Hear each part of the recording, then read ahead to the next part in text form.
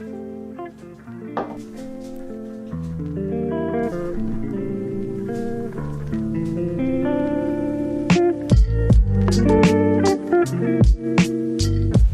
morning, fam. Welcome back to another video. Today is the 20th of September 2021, currently 6:30 a.m. And for me it's check-in time.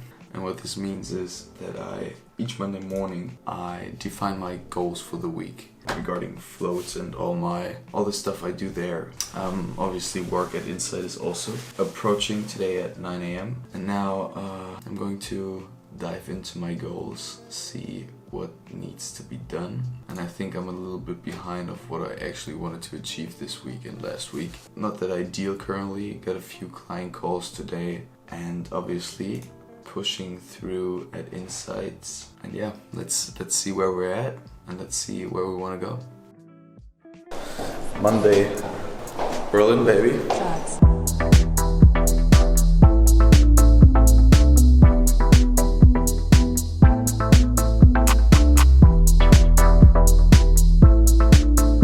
So now, back home, currently 10:30 p.m. and I'm lining up processes. Kind of already is a joke because I feel like processes is the only thing I try to wrap my head around. But yeah, I'm trying to map out processes for Float specifically. Work till 7:30 p.m. at Insight, and now it's all about getting as much input done for Float. Obviously, I'm not really able to apply that much force to Float currently, as I only got the evenings, a part of the weekends. It's on me, to be honest. But yeah, I'm trying to get as much input done for Float tonight and the other evenings throughout the work week. Now, I'm trying to outline the processes that are needed for me to execute properly on a new service I try to design. I want to head a little more into productized paid media execution solely, but there's a lot to be figured out, especially on the providing the service side. With what resources am I going to run it? Am I going to be able to achieve the kind of results I want to achieve? I'm certain that I have the ability. The other question is just how much am I going to be able to focus on this, on providing the results. Another question also is if it's the right choice to sit here and map out processes. Sure thing. I need to know what I'm going to do. I need to be sure on how I'm going to execute this service.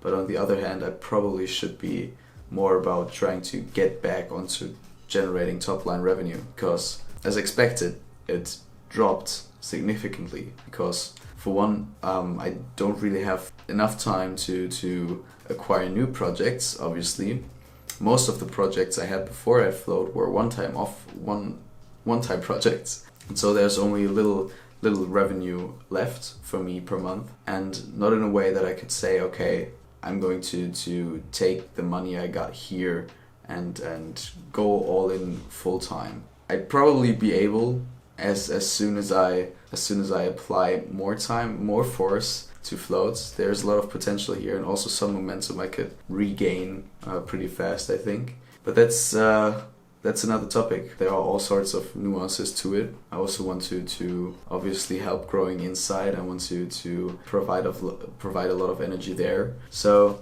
I'm kind of in a little dilemma currently. Really have to figure a lot out. But first, I guess, is getting Floats somehow to market again. Getting what I realized recently is I'm hella impatient. I started this job at the startup, but on the other hand I want to do my own thing so badly, but I also don't want to let my homies, my friends down. The question is just, am I going anywhere if I'm going in two directions? Probably not. Or I'm just not patient enough. Probably a bit of both. Now I'm 3 months in to this journey, not even full 3 months, 2.5, and I already expect those huge returns somehow, or at least at heart, not rationally. So that's an issue. Looking back at how my mind behaved before moving to Berlin and comparing it to my state currently, it's really a difference like night and day. Because for one, there is no such thing as calmness. Not because I'm not peaceful, but rather because I desire so much. I want to accelerate. I want to go even faster, go even harder. And that makes me very, not discontent, not at all, but rather, let me check the German word, the English word for it. Uneasy, restless. Okay, should have thought of that. Maybe even, that's funny that there's this definition too in Google, but maybe even a little anxious. What if I don't make it? What if I don't get far enough? What if I don't achieve what I want to achieve? And that is the standard state I'm in a day-to-day. If I reflect, take a step back and say, hey Niels, you know how to deal with this actually.